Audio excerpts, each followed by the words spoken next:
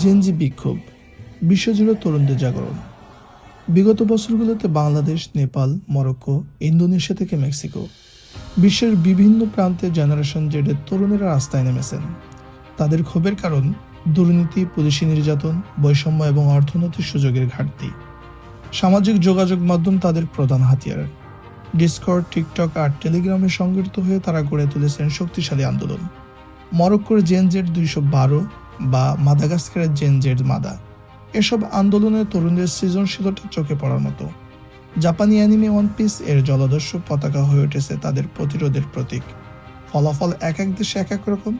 বাংলাদেশে 15 বছরের সরকারের পতন হয়েছে, নেপালে অন্তর্বর্তী সরকার এসেছে, কিন্তু অনেক জায়গায় আন্দোলন দমন করা হয়েছে কঠোরভাবে। বিশেষজ্ঞরা বলছেন, কৃত্রিম বুদ্ধিমত্তা ও অটোমেশনের যুগে তরুণদের বেকারত্ব বাড়ছে। মরক্কোতে তরুণ বেকারত্ব 22%, নেপালে 20%। এই হতাশা থেকেই জন্ম নিচ্ছে প্রতিবাদের নতুন ঢেউ। প্রশ্ন থেকে যাচ্ছে, ডিজিটাল আন্দোলন কি সত্যিকার রাজনৈতিক পরিবর্তন আনতে পারবে, নাকি শুধু ক্ষোভ প্রকাশে সীমাবদ্ধ থাকবে? আগামী দিনগুলো এর উত্তর দেবে।